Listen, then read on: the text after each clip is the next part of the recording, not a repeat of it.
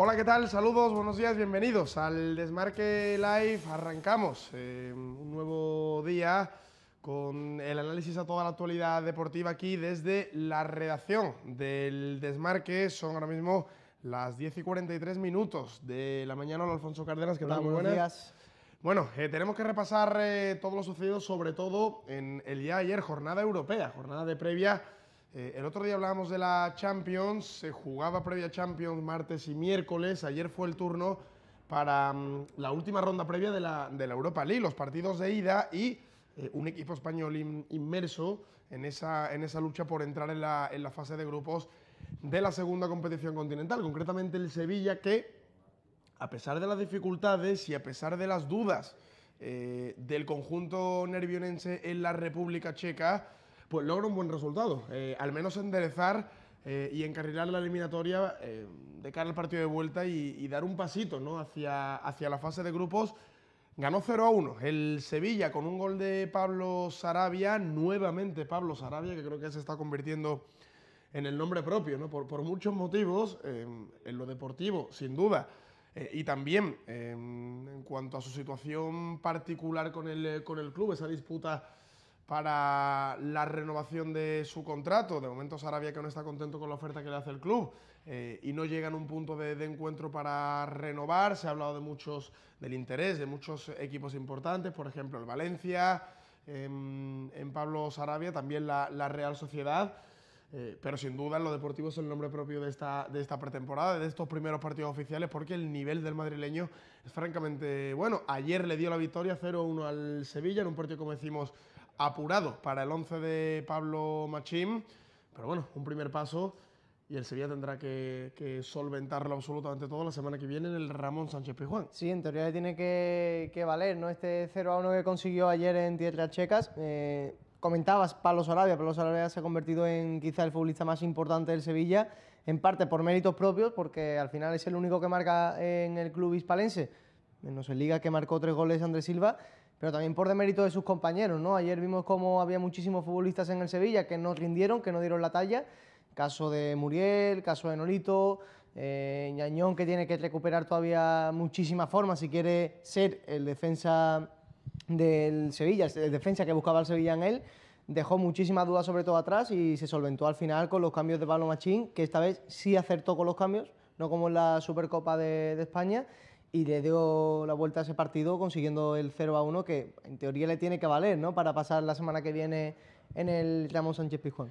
Veíamos las imágenes de Sarabia, la celebración del tanto sevillista. Lo cierto es que tuvo que recurrir, como tú bien dices, el Sevilla al tramo final de partido para llevarse el triunfo gracias al gol del madrileño, pero sobre todo en una jugada en la que participan dos de los cambios de Pablo Machín en el partido, Jesús Navas por banda derecha y sobre todo Andrés Silva, ¿no?, que es el autor de la asistencia, fantástica asistencia. Pues recibe primero entre líneas, se da la vuelta y filtra el balón entre los centrales para que Sarabia se quede completamente solo y defina a la primera con precisión.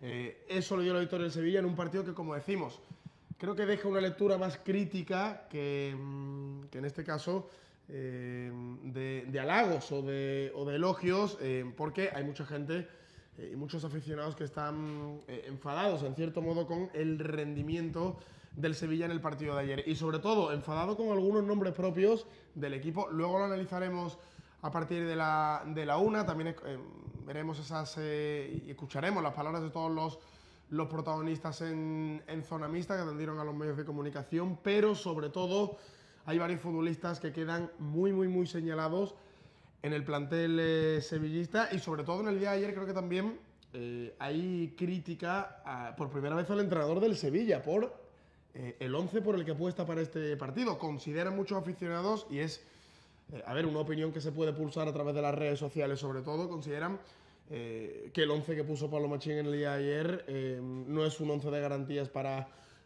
competir por los objetivos por los que tiene que competir el Sevilla, que el Sevilla podía haber dejado ya resuelta la eliminatoria si Pablo Machín hubiese apostado por un 11 con jugadores de más talla, ¿no?, los jugadores que mejor rendimiento llevan demostrando a lo largo de todos estos partidos. jugadores en la diana o en el foco, en el punto de mira de los aficionados, por ejemplo, Muriel, Nolito, Ñañón, futbolistas que otra vez... Berrocal, que tampoco hizo un buen partido. Arana. Muchísimas dudas, sobre todo en los casos de Muriel y de Nolito. La gente empieza a impacientarse muchísimo con ellos y no parece que a día de hoy su rendimiento sea el adecuado para un equipo con la exigencia del Sevilla. Bueno, yo entiendo... Muriel muy fallón de nuevo, de cara a gol, pero Nolito desacertado... Con Muriel no se ha descubierto nada en el día de ayer, ¿no? Al final Muriel lleva fallando ocasiones en el Sevilla un año. Ayer fue un partido más en el que falló muchísimo, ¿no? Lo raro es que, pues, por ejemplo, no saliese un futbolista como Ben Yedder, que al final pues tiene más o menos la misma presencia en el partido que Muriel, pero la que tiene te la enchufa.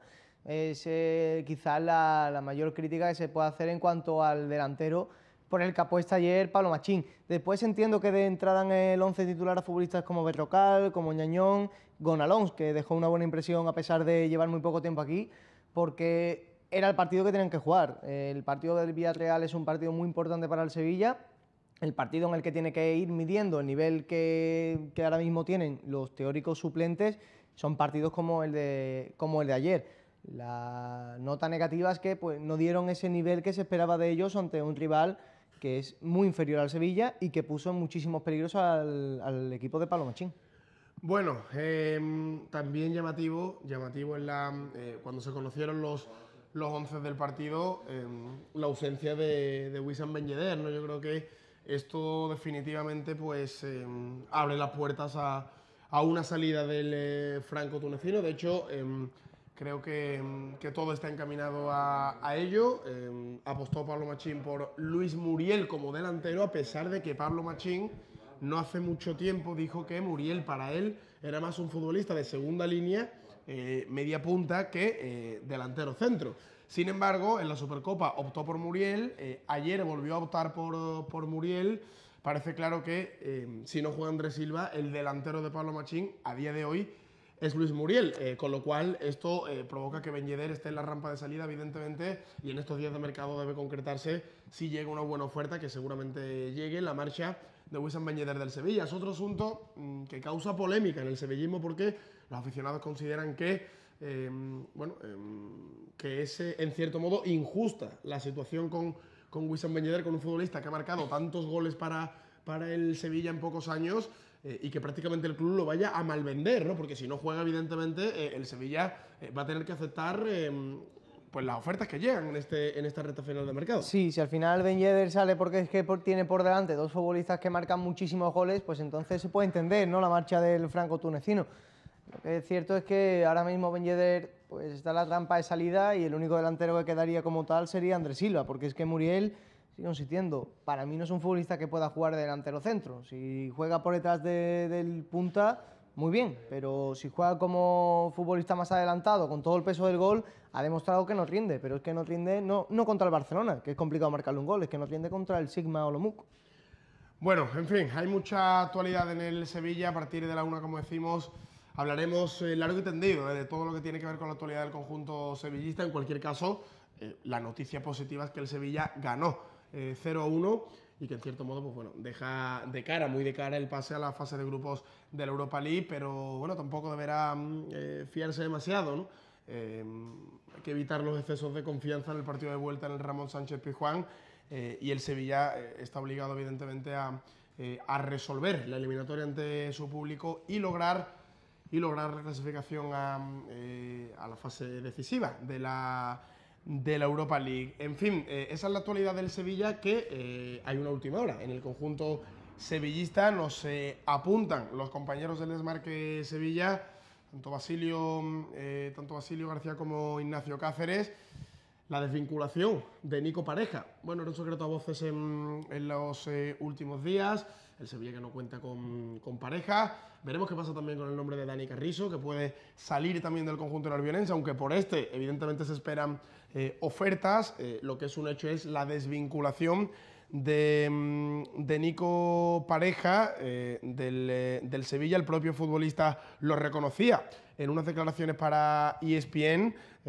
Reconocía que es cierto el interés desde México, que hay posibilidades de que fuera al Atlas, pero que todavía no había nada oficial. El Sevilla no podía hablar del asunto porque está al margen de las negociaciones y Pareja apuntaba que en principio se iría como futbolista libre y así va a ser. Es más, a las 12 del mediodía está prevista la despedida del futbolista argentino, capitán nervionense y peso pesado del vestuario en las últimas temporadas. Sí, peso pesado en las últimas temporadas, pero también que ha ido, pues obviamente, ¿no? Ha ido menguando su rendimiento, muchas lesiones. No se ha hecho ya nunca, ¿no? con esa titularidad de la que disfrutó en sus primeros años en el Sevilla, y al final pues una desvinculación totalmente lógica, tanto por parte del Sevilla como por parte del jugador, que aquí pues iba a tener ya pocos minutos. Bueno, evidentemente va a haber una despedida importante y emotiva, Sí, seguro como, a Nico como se Pareja. merece, ¿no? Al final ha sido capitán del Sevilla muchísimos años. Futbolista que ha estado varios años en el Sevilla, que también ha ofrecido un rendimiento muy bueno. Hay que recordar, por ejemplo, a mí siempre me viene a la memoria cuando hablamos de Nico Pareja en el Sevilla, por ejemplo, la final de Turín. Sí. La final contra el Benfica hizo un partido soberbio Nico Pareja, su mejor momento, sin duda, como jugador del Sevilla.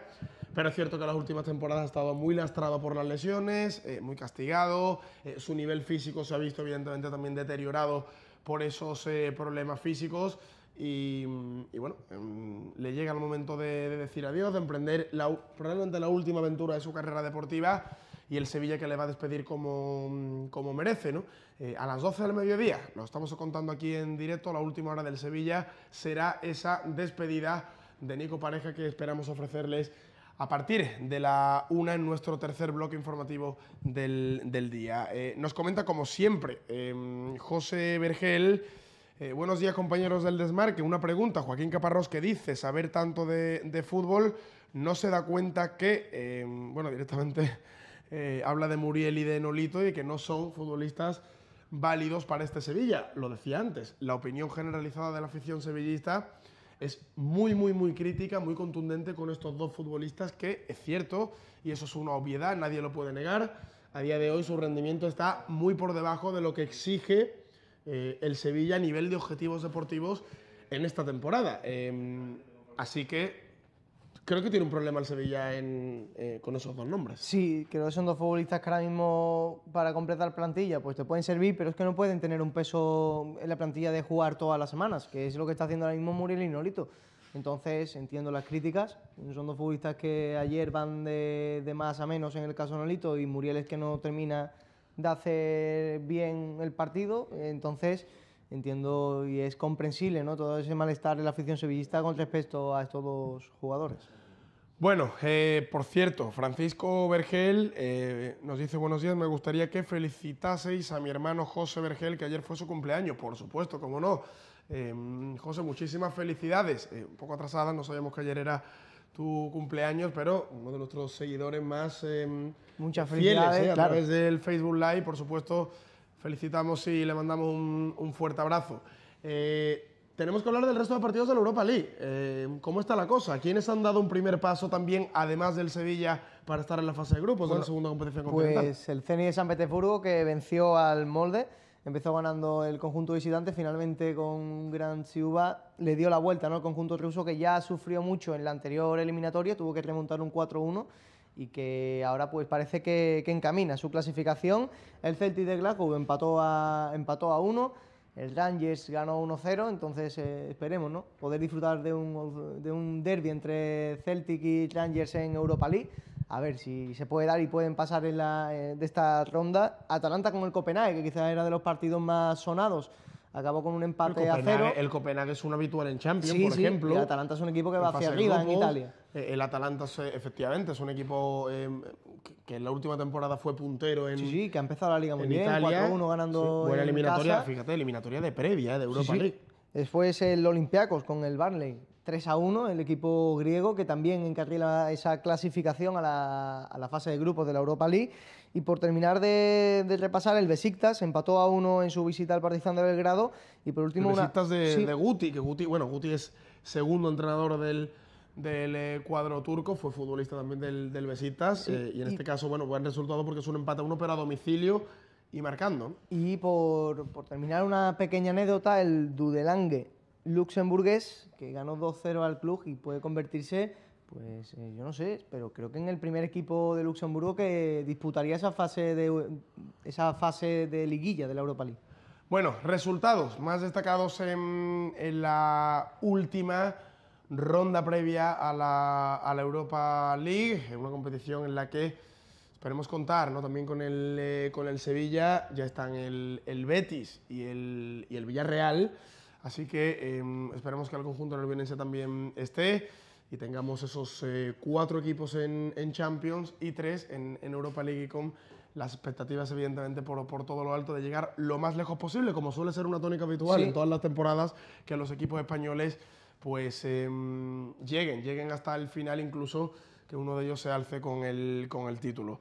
Nos agradece José Vergel el detalle. Por supuesto que no hay nada que agradecer, hombre, que siga pendiente de toda la actualidad deportiva aquí en el Desmarque Live. Gracias, Alfonso. Gracias a ti, nos vemos en un ratito. Porque tenemos que hablar del mercado de fichajes, el mercado de fichajes en España, que continúa su curso, y por ejemplo, en el Real Madrid hay una situación un poco controvertida. De hecho, desde Brasil hubo numerosas críticas porque Vinicius Junior había sido una de las sensaciones en la pretemporada. Sin embargo, en los primeros partidos oficiales, pues Lopetegui no le ha dado ni un solo minuto, ¿no? Y eso ha generado muchas críticas desde el país carioca, y más críticas que va a generar, por ejemplo, la decisión que, según adelantaban los compañeros de AS, tiene prevista el Real Madrid. ¿Qué tal, Juan Ignacio Lechuga, compañero del Desmarque Nacional? ¿Qué tal? Muy buenas. Buenos días, ¿qué tal? Que Vinicius juegue directamente con el filial. Está un poco por ver, porque la segunda división B comienza este próximo fin de semana. Y bueno, recordemos que Vinicius le hicieron ficha directamente con el juvenil A del Real Madrid, o sea que no tiene ficha con el primer equipo, o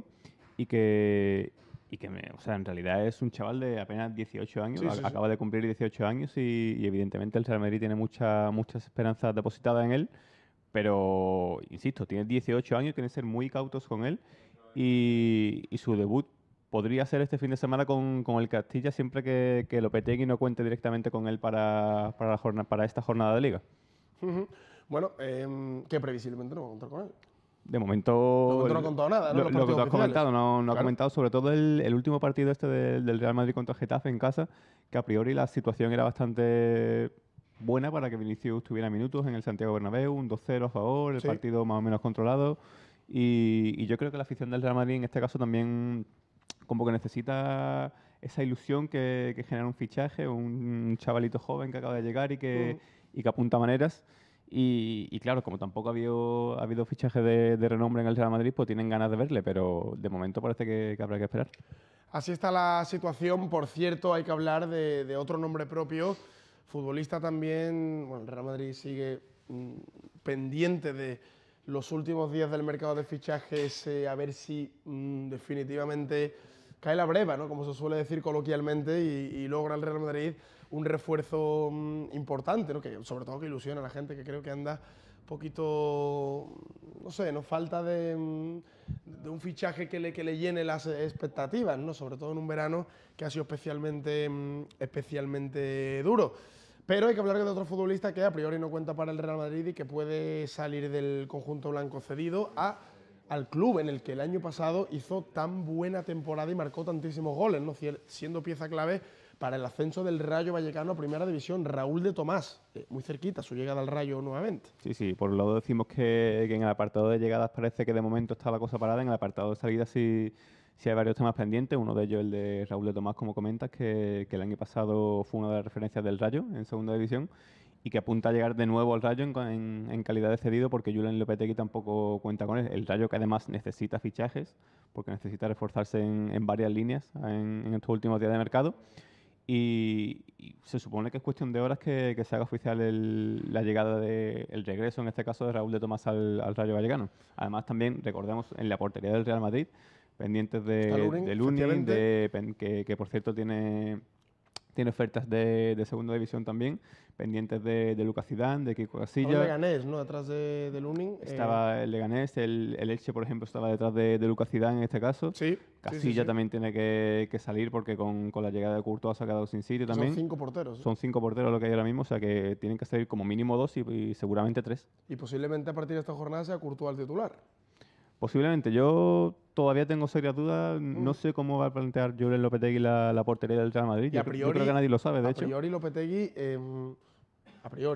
la idea es apostar por un portero para Liga y Champions y otro para Copa del Rey, ¿no? Con lo cual, Deja muy tocado si el de, ahora al de la opta Copa. por Courtois, yo creo que Keylor Navas va a quedar muy, muy tocado, efectivamente. Claro, porque el portero de las 3 Champions consecutivas. ¿Eh? Un Hay que olvidarlo. portero yo creo que podemos calificar como histórico en este caso para el Real Madrid. Es lo que tú comentas, yo creo que quedaría muy tocado porque si todavía le reparten a lo mejor la Copa del Rey y la Champions, por ejemplo, a un portero, pues mira, le queda el aliciente de jugar la Champions como titular. Pero claro, dar la Champions y la Liga a un portero y dejar solo, entre comillas, la Copa del Rey a otro, pues evidentemente el que se queda con la Copa queda señalado. Bueno, también el Barcelona, pendiente de estos últimos días de mercado, sobre todo en lo que respecta a la operación salida más que a la operación llegada. Y hay bueno, hablábamos de Rafinha estos últimos días, de momento sigue la situación exactamente igual con el Betis. Intentan llegar ambos clubes a un punto de encuentro porque Rafinha a priori es un futbolista que no va a contar con demasiadas oportunidades en esta temporada, pero hay otro nombre que es el de Paco Alcácer y está cerquita su salida.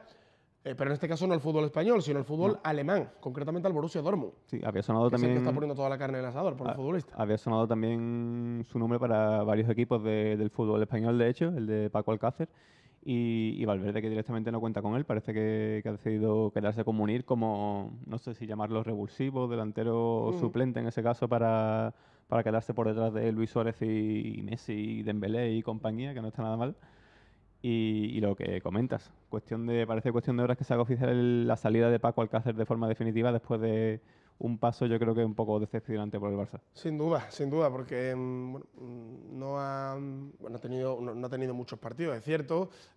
También era algo que se presuponía, ¿no? La competencia era demasiado alta, creo yo. Pero luego también hay que decir que tampoco no ha aprovechado de manera clara los minutos de los que ha gozado y bueno, si quiere relanzar nuevamente su carrera, pues es obligada, ¿no? Una salida del Fútbol Club Barcelona. Más movimientos en el fútbol español. Bueno, por ejemplo, un culebrón del verano que tenía en vilo al Cádiz, a varios equipos de la Liga Española, el de Álvaro García, que llega a su fin ya oficialmente nuevo jugador del Rayo Vallecano. La verdad es que no sé ni cómo calificar lo que ha pasado con Álvaro García, porque recordemos que el Cádiz vendió el 50% del jugador al Huesca, me parece que fue la semana pasada, por 3 millones de euros. Ese acuerdo finalmente se ha deshecho, se ha marchado al Rayo Vallecano. En este caso no hay cifras oficiales del traspaso, aunque podría rondar a lo mejor los 5 millones de euros aproximadamente, 4 o 5 millones. Creo que ahí se guarda una opción también por una posible venta posterior del futbolista. Se llevará otro pellizco, ¿no? El conjunto cadista. Y bueno, resuelta esta situación. Resuelta por fin, y lo que comentábamos antes del Rayo, que necesita fichajes y se está moviendo en este tramo final. Ha fichado por 5 temporadas a Álvaro García, una apuesta importante, creo yo, en este tipo de jugadores. Efectivamente. Y lo que comentamos, esperando también que haya unos últimos movimientos en el Rayo, que tiene que reforzar, por ejemplo, la delantera, esperando a Raúl de Tomás, y también debería llegar un portero. Bueno, esos son los movimientos del Rayo. Le hacen falta después de un debut de Liga bastante duro para el equipo madrileño, que por cierto también hay muchas críticas de los aficionados del Rayo y siguen muy pendientes del estadio. En fin, las imágenes son muy, muy, muy preocupantes y creo que el club debe ponerse manos a la obra porque, en fin, como los propios aficionados compartían, ¿no?, a través de los medios de comunicación, es que está en juego la seguridad de la propia afición del Rayo, ¿no? Tema delicado. Un delantero que llega al Alavés. Caleri, en este caso, que es un viejo conocido de la Liga Española, llega en calidad de cedido al Alavés. Mala temporada de la Unión Deportiva Las Palmas. Yo creo que es que la Unión Deportiva Las Palmas directamente hizo mala temporada en general y en este caso nadie se salvaba. Pero bueno, en este caso llega al equipo bosco para intentar aportar goles. No sé si conseguirá adueñarse de esa posición de titular. Yo creo que tiene serias opciones de hacerlo. Y esperando su debut, que no sé si le dará tiempo de debutar esta jornada y si no, probablemente sea la próxima semana. Bueno, ¿algún movimiento más destacado? Pues comentamos lo de Fulquier, en este caso al Getafe. Operación que ya es oficial también, efectivamente. Así es, que llega también en calidad de cedido, llega procedente del Watford, estuvo el curso pasado en el Estrasburgo jugando, y un viejo conocido también del fútbol español, porque recordemos que jugó en el Granada. En el Granada, correcto. En este caso llega para aportar competencia a la banda derecha del Getafe con Damián Suárez, que parece afianzado en el lateral derecho. Sí, que es un futbolista de la confianza también de Bordalás. Así es. Y el último que nos queda por comentar yo creo que es el de Álvaro Vázquez, que sigue dando un poco un viaje tras Pues otro, ¿no? se ha demorado esta operación porque ya lleva mucho tiempo sonando para el Real Zaragoza y Lo daban se por hablaba hecho de que en desde algún hacía momento varios otro días, sería sí. oficial, pero se ha demorado mucho, pero finalmente la operación ha llegado a buen puerto. Efectivamente, Álvaro Vázquez, que recordemos que en sus primeras temporadas en el Español apuntaba a ser un delantero importante del club, pero no terminó de Se afianzarse. ha quedado sin sitio Se ha quedado sin sitio. y El llama la curso pasado atención. en el Nastic también cedido. Efectivamente, llama la atención porque, por ejemplo, esta temporada el Español ha perdido a Gerard Moreno, ¿no? Y ni por esas Álvaro Vázquez va a tener sitio Nada, en el no cuenta. conjunto perico. El Español también fichó a Borja Iglesias, delantero propiedad del Celta anteriormente, pero la pasada temporada jugó en el Zaragoza y en este caso, bueno, pues parece poco el cambio de cromos, ¿no? Jugador que jugaba en el Zaragoza la pasada temporada, ahora va a jugar en el Español y el Español, en este caso, la salida de Álvaro Vázquez hacia la Romareda. Así es. Pues esa es la actualidad del mercado de fichajes. Gracias, Juan Ignacio. A vosotros. Si hay algún movimiento más a lo largo de la mañana, Estaremos lo atentos. contaremos aquí en directo en el Desmarque Live, pendientes también a la edición nacional, a la edición total del Desmarque. Gracias, compañero. Venga. Y ya saben, hoy es un gran día, o esperemos que sea un gran día, para el fútbol español, concretamente para el fútbol femenino. Hemos visto también en estos últimos días, por ejemplo, el presidente de la AFE, David Aganzo, hablar sobre la necesidad de la mejora, las condiciones del fútbol femenino, la profesionalización de todas nuestras futbolistas. Hay voluntad de todas las partes, de la AFE, de la Liga, de la Real Federación Española de Fútbol, y se siguen dando pasos en adelante, porque es que el deporte femenino, concretamente el fútbol femenino, el crecimiento es absolutamente imparable. Sandra Pradas, compañera, ¿qué tal? Muy buenas. Buenos días, Chema. Y de hecho eso se demuestra en otro éxito deportivo, como es estar en la final del Mundial Sub-20 de Francia esta tarde a las 7:30, España-Japón, la posibilidad de pelear por ser campeonas del mundo. Sí, exactamente. Qué bien suena. Tras haber ganado al país anfitrión, a Francia, Sí. con un partido bastante intenso en el que hubo de todo, pues hemos llegado a la final, nos enfrentamos contra Japón. No obstante, resaltar que ya le ganamos en la fase de grupo, o sea que... 1-0, efectivamente. Exacto, gol de Carmen Menayo. Segundo partido del Mundial en la fase de grupos. A mí esto me genera siempre un poquito de recelo, el haber enfrentado ya a la selección rival y haberle ganado anteriormente me genera un poquito de recelo, pero estoy convencido del potencial de nuestras chicas y que nuevamente... Mira, estamos viendo las imágenes ahora mismo del entrenamiento previo al partido. Han preparado muy bien a conciencia esta final. Sí. Es dura Japón, ¿eh? Una selección de las favoritas también. En un principio se estipulaba que podía llegar lejos y efectivamente así ha sido. Sí, pero yo creo que las chicas de Pedro López están totalmente preparadas. Eso sí, contamos con la baja de Aitana Bonmati, que fue expulsada contra Francia. Algo un poco injusto, como considera la jugadora, pero bueno, Sí. el equipo va por todas. Bueno, pues a las 7:30 esa final del Mundial Sub-20. Luego a partir de la 1 del mediodía, si te parece, entras otra vez. Nos cuentas la previa también ya con posible alineación y demás. Luego haremos una previa más detallada y por supuesto también escucharemos a Pedro López y veremos esas palabras que bueno, veremos cuando atendió ayer a los medios de comunicación en la previa de la final. Escucharemos sus palabras y también de alguna protagonista. Previa completa con sonidos y también con la posible alineación de esa gran final del Mundial Sub-20 en Francia entre España y Japón. Gracias, compañera. De nada. Llegamos al final ya de este primer bloque informativo. Saludamos, le damos los buenos días también a Ani Amat Romero, también otra de nuestras seguidoras habituales. Bueno, nos dice, con el Villarreal también pondrá a Muriel y Nolito. Pregunta Ani Amat. Bueno, pues Ani, tiene pinta de que no. Tiene pinta de que no y volverá a optar por el 11 titular. Un 11 muy similar, si no idéntico, al que formó el pasado fin de semana en Vallecas. JM Márquez también habla de estos dos nombres propios que decíamos, dos futbolistas muy criticados por todo el sevillismo. Buenos días, lo de Muriel, Nolito y Arana se está viendo de lejos. Caparrós, menos hablar y más trabajar para hacer una plantilla para estar arriba. Hay que fichar y gastarse el dinero. La opinión de los seguidores, esta recta final de mercado va a estar muy movidita en el Sevilla porque después de sonar nombres como Draxler, como Martial, como Pepe, como, en fin, nombres importantes, pues la afición del Sevilla quiere inversión fuerte y quiere una apuesta de su club para mejorar la plantilla. Entienden que hay situaciones, y entendemos, porque yo también soy de esa opinión, que hay situaciones muy mejorables en la plantilla del Sevilla, sobre todo cuando le toque competir con los principales equipos del fútbol español y también en el viejo continente. Ahí se pueden ver las carencias, sí que el Sevilla tiene que subsanar muchas de ellas en esta recta final de mercado. Son ahora mismo las 11:13. Hasta aquí el primer bloque informativo de este viernes, día 24 de agosto. A partir de las 12 del mediodía, en un ratito, más información, más actualidad deportiva, aquí en el Desmarque Live. Hasta ahora.